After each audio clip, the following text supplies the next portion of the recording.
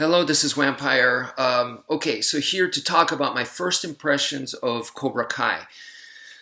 Yes, I know I'm super late, but Sensei Rick would say that's a good thing, and I agree. It's good to be off the bandwagon. But anyway, I am enjoying it. I'm on season 1, episode 3, so I just pretty much started. Um, let's see.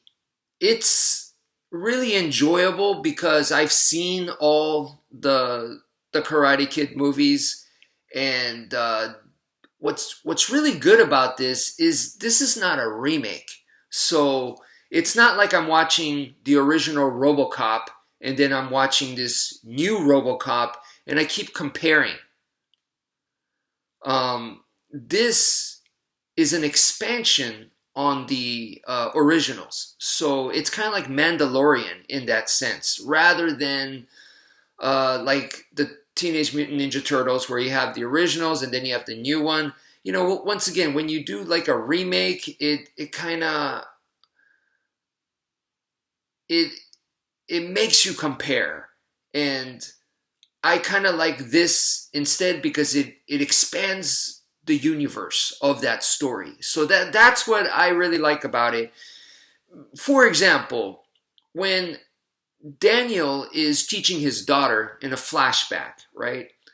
He's teaching his daughter, and you're going immediately. I'm going, man. It would have been so cool if Mr. Miyagi was teaching her instead. And he even says it. He looks at a photo of Mr. Miyagi, and he's like, "I wish you were here to help me out with this stuff. Give me some Miyagi wisdom." And we know from the movies, the previous movies on Karate Kid 4, which a lot of people didn't like, but you know what? Mr. Miyagi was there in some other part, of the country teaching some other girl instead of Daniel's kid, his daughter, but he was helping someone else out, and it happened to be also somebody's daughter. So that it gives you that emotion going, oh man, Daniel, you don't even know. This guy was helping somebody else out. And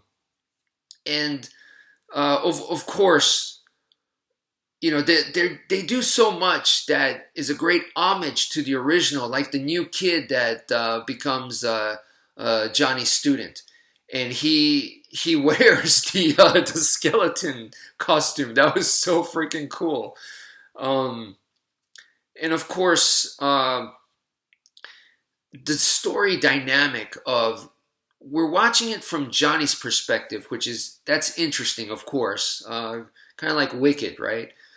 But then on the other hand, the dynamic between Johnny and this new kid needs help. He's being bullied, or he's not doing well, right? Lack of confidence and things of that nature. Okay. But we also find out that Johnny, the sensei, he needs this kid just as much as Johnny. They both need each other just as much.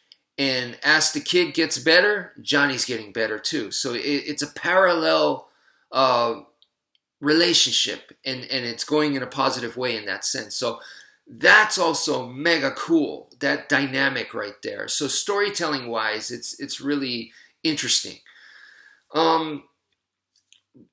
But we got to go back to like the nostalgia in a sense. And when you're looking at when Johnny and Daniel meet at the car dealership, you're going, oh, wait a minute, Johnny, this Daniel's not the same guy. This guy in part 2 went to Okinawa and fought a guy who's probably the best opponent he's ever fought. And then in part 3, he fought another tough guy in Barnes. So those are the memories that you go through. And even looking at Daniel's wife, you think about the Elizabeth Shue character, but then also you think about the Japanese girl in part 2. So there's that kind of, we know so much about these characters in a way, but there's plenty more that could be filled in, and that's what this show is doing, which is great. Now, for me, also, um, man, I know what it's like to open a school and have like just one student come in, or there's days where you open the class and nobody shows up. There's nobody coming to your class. And then you got to pay the bills, and here's another $1,000, and the money's not just coming in, and you go, oh my goodness, what am I going to do? I've been there. I've opened multiple schools in the past, so I know what that's like. And to see Johnny go through that, it's it strikes me right here. So I feel a lot of that emotion, and also the way he cares about the student, but he has to be hard on the student, but he also cares about the student. So there's a fine balance there. And when I was teaching, I tried to make the students look at me as a drill instructor. So later on, when I started, not in the beginning, I had a lot to learn, but later on, I was like, I'm drill instructor. That's what I'm here to do. So quit your moaning and complaining and all that, and we're going to work out hard. And there were some cases where people worked out hard, and I demanded it from them, that it brought out stuff from the inside out of them. I could see it. They became emotional, whether it was anger or whether they just started just breaking down and crying. You know, it brought things out from the inside. And you know, as an instructor, it's not just about passing of the skill and teaching stuff. The way I see it is kind of like Barbershop, if you've ever seen that movie. It's a great movie, really, really like that movie, but I understood that people don't just go in there to get their hair cut. They're going in there, and the barber almost has to be like a psychologist. So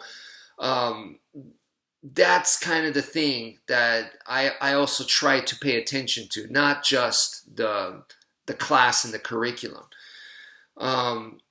So yeah, all that makes me very emotional. But on top of that, it also takes me back even further, back when I was a student. And yeah, when I watched the original Karate Kid in the movie theater with my parents, they took me to go see it. And my parents are Japanese. I'm pretty much American, as you guys can tell. I was brought up in both cultures, but at the time, definitely, I hadn't even fully lived in Japan at the time yet. So all I knew was the U.S. And they were my only link to Japan, my parents. But having them there and then watching Mr. Miyagi, who obviously is the Japanese link in that movie, and seeing that, I mean, it was awesome. And then I knew my parents were looking at me like Daniel, where they wanted me to overcome the obstacles in life, and they had a lot of high expectations and hopes for me because I was still a young kid.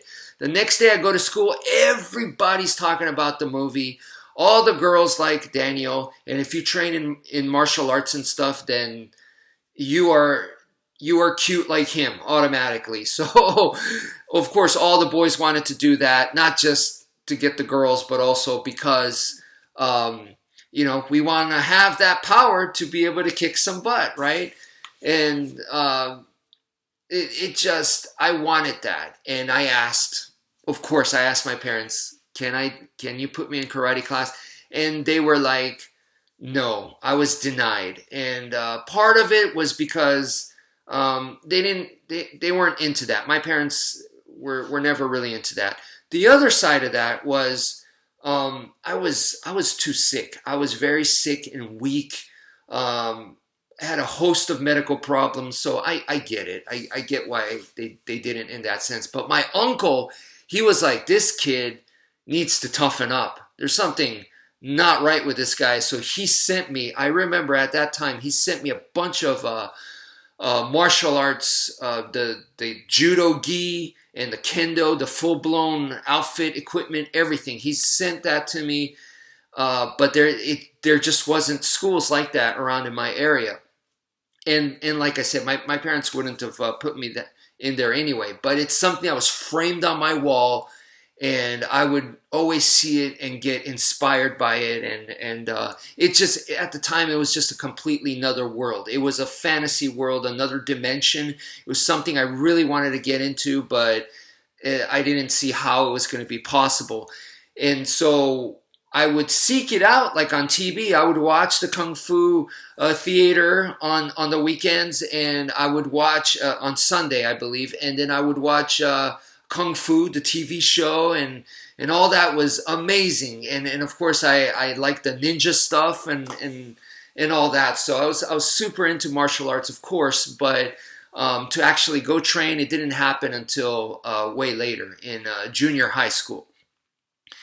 But watching this kid punch the board and put all this emotion into it and kick the board and get dropped into the swimming pool where he's basically literally kicking to survive.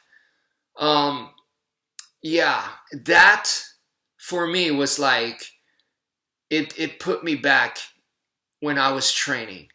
And my first teacher, the first commercial school I enrolled in, was like Sensei Kreese Cobra Kai. We wore black gis, okay? And I remember, why are we wearing black gis? We asked him, and he said, because black is stronger, it's cooler. I mean, we're bad. We're not wimpy, guys, so we're wearing the black gi. So we were Cobra Kai for sure. He was like that. He was definitely mean, old school, someone you didn't want to mess with. And that was my first teacher. Definitely like Cobra Kai. Now that I look back on it, for sure. At the time I knew it was, man, it's kind of intense. But now that I look back on it, I was like, wow, man, he got away with a lot. But I really trained hard, and for me, okay, I'm not saying I was awesome or anything. I really put in a lot of effort into it. And there were many times, I mean, just throughout the years, that was junior high, okay?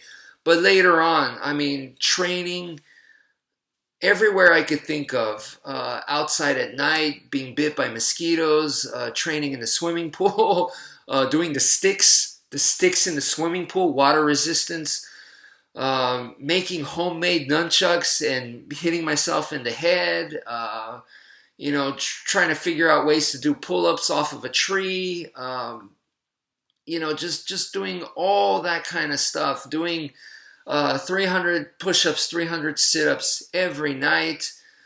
And then, so that was like high school. And then going into college, I remember like driving from one side of the town all the way to the other side of town through the worst traffic, some of the worst traffic in Texas that you could think of.